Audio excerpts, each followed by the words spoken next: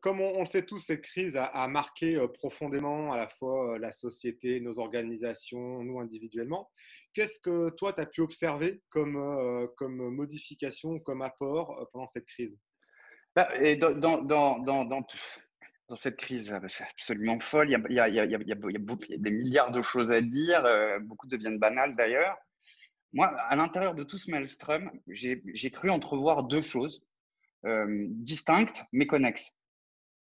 La première, c'est le décollage en Occident de ce qu'on appelle la low touch ou la no touch économie.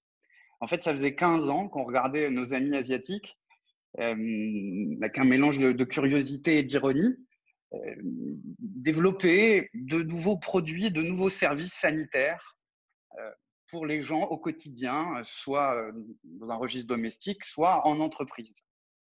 Et c'est à notre tour de comprendre et de se pencher avec un peu plus d'humilité sur ce nouvel écosystème de no touch ou de low touch économie qui s'articule, bon, comme on le comprend avec le titre, autour du fait de moins entrer en contact ou ne pas entrer en contact avec des objets ou des machines qui, en général, sont perçus comme de grands nids à germes ou à virus.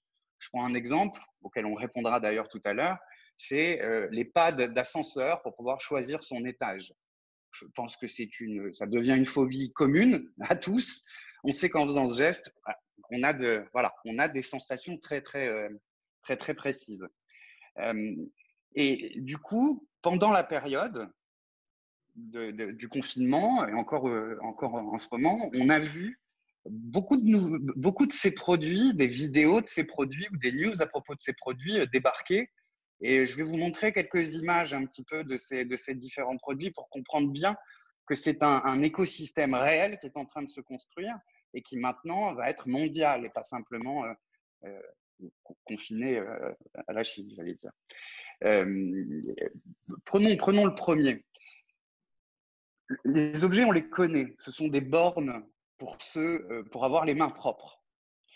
La plupart du temps, jusqu'ici en Occident, elles étaient maintenues en général dans les toilettes, soit publiques, soit d'hôtels, d'entreprises, etc. On avait ces bornes pour se laver les mains. Aujourd'hui, on va les voir arriver absolument partout. Les centres commerciaux, les écoles, les entrées de sièges sociaux, enfin absolument partout, voire peut-être même chez les individus.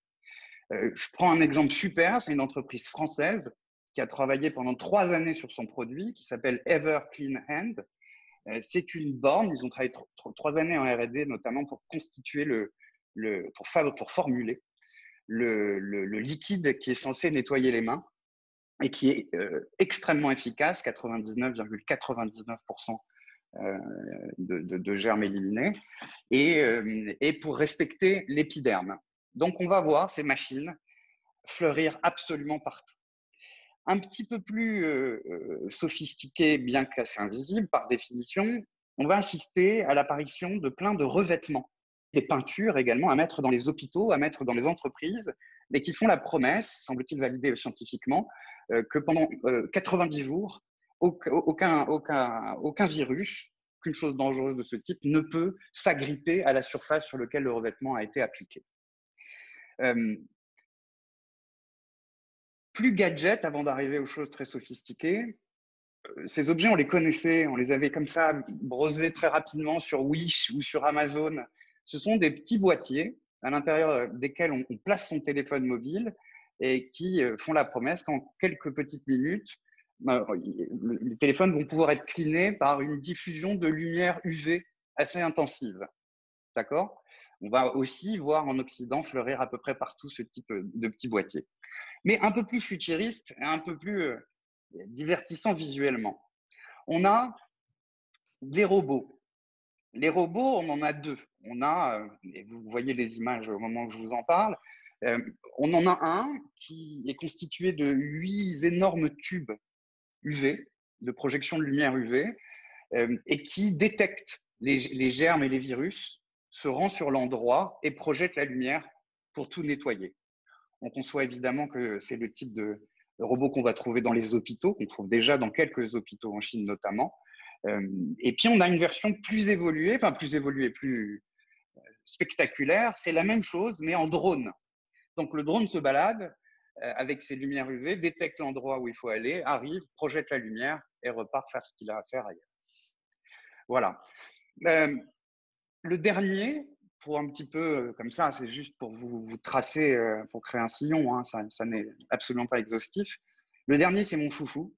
C'est un boîtier qui a été conçu en Chine et qui crée un hologramme de ce sur quoi vous le posez. Je vous prends l'exemple que j'avais ouvert au tout début. Vous êtes dans l'ascenseur, vous avez à choisir le bouton sur indiquer l'étage auquel vous voulez aller. Et au lieu de le toucher, vous placez ce petit boîtier en dessous et il crée un hologramme du pad d'ascenseur et vous n'avez qu'à appuyer dans l'air pour choisir le bouton, enfin l'étage auquel vous souhaitez aller. Voilà un peu pour quelques produits et services de ce qu'on appelle la low touch ou la no touch economy. Je pense que les images sont assez parlantes.